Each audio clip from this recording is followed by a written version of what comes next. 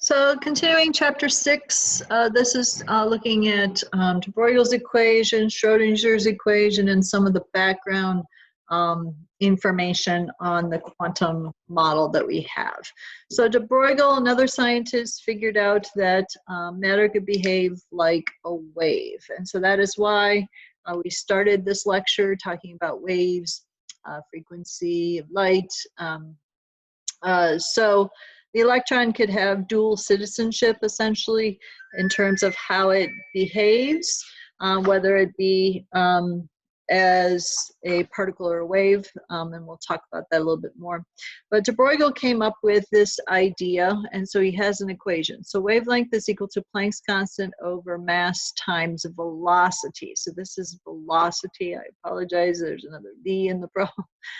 So again, it's Planck's constant over the mass, but the mass has to be in kilograms. Mass has to be in kilograms. And you will see why when I kind of derive something for you.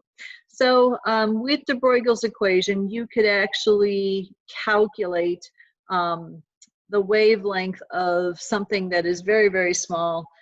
So what is the wavelength associated with an electron traveling at 1/100th the speed of light?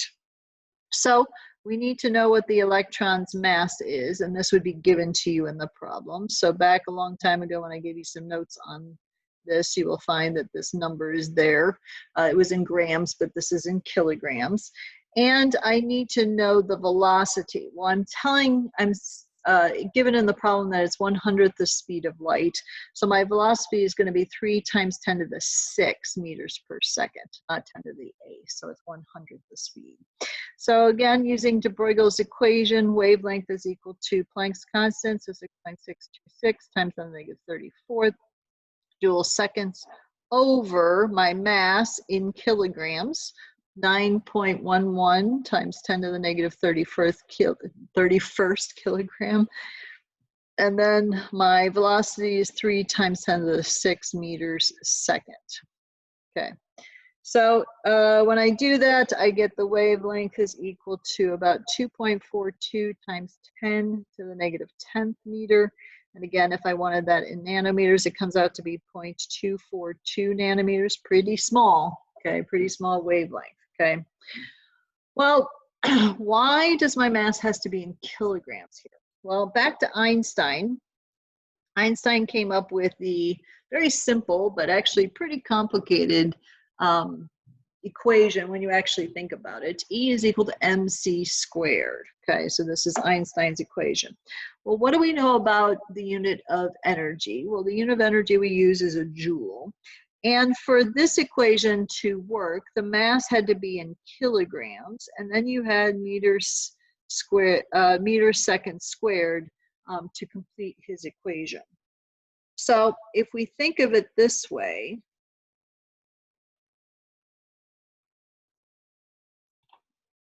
so if we go back to this equation here, okay, and seeing that this unit of mass has to be in kilograms, that's because the joule is up here on top. So I'm going to rewrite that with the joule as in this. So kilograms over meters seconds squared times a second, okay, because that is the unit of your Planck's constant.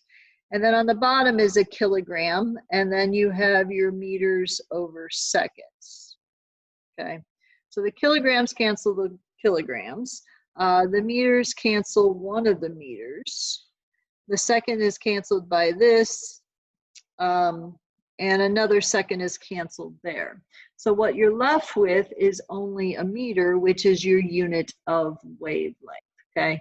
So again, hopefully that will get you to remember that you have to have it in kilograms for de Broglie's equation.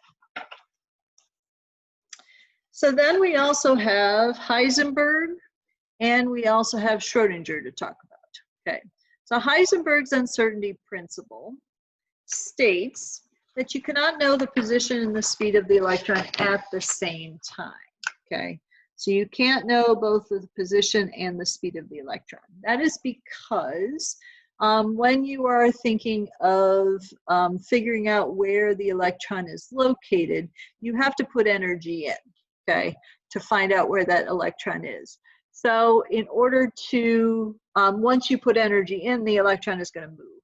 And once it moves, its speed is going to change. So you might know when it comes back down where it started, or you might know the speed, but you can't know both at the same time. And that is because when we interact with the electron, we're always interacting with putting in energy. So that's the only way it will work. So that's Heisenberg's uncertainty principle. And so all of those together, Heisenberg, de Broglie, and now Schrodinger, is what we call quantum mechanics. Okay, and this is how we believe the electron, the atom, to exist, called quantum mechanical model, quantum mechanics.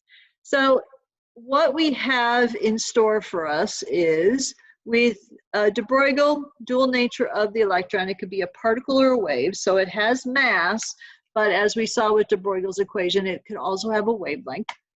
And for quantum mechanics, we are going to assume that we have a wave, okay? And that is why we have the standing wave that we've been talking about. Well, really what Schrodinger came up with is something called a wave function.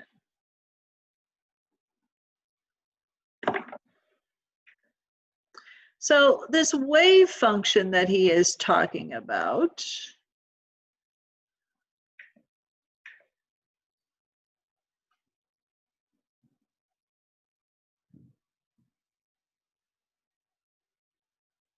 So Schrodinger came up with this wave function, and what it is essentially finding what we call the probability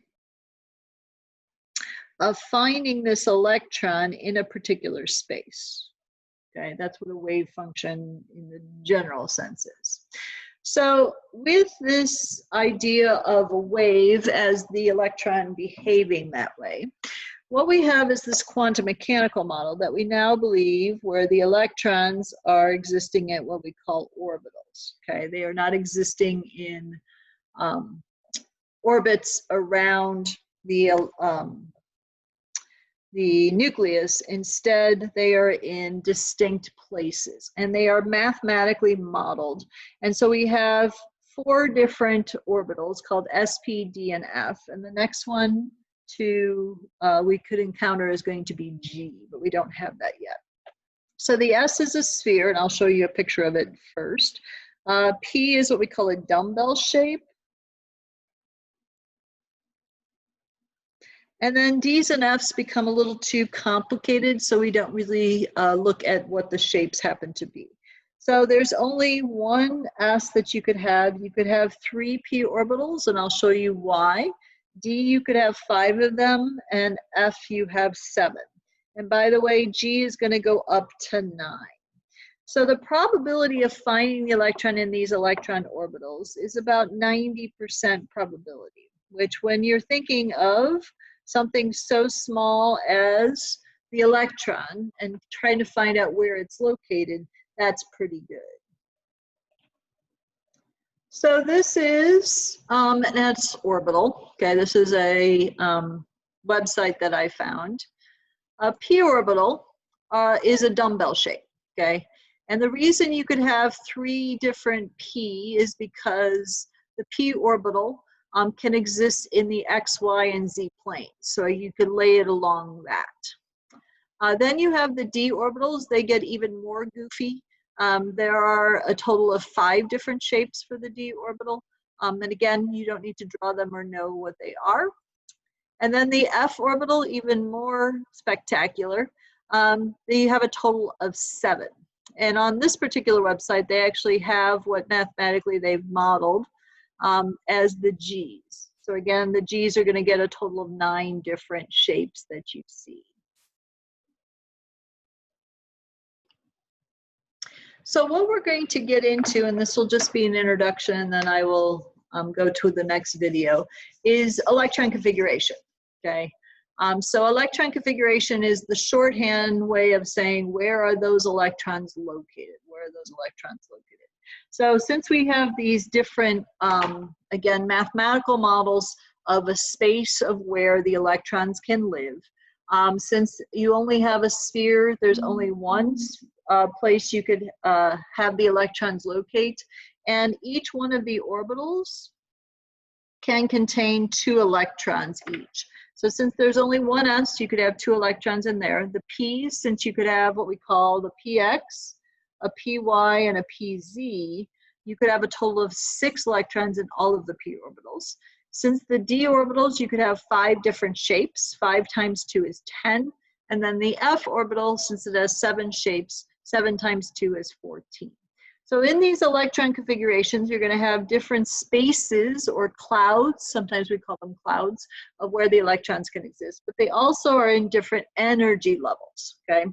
So this is where we have a number in front of letters that is going to tell us where the electron is located. So if you remember, we have a number in front of the letter to say expressly what's the energy level, that's going to be the number in front of it, and then what is the orbital that it happens to be in. So we'll learn in the next video how we do electron configuration.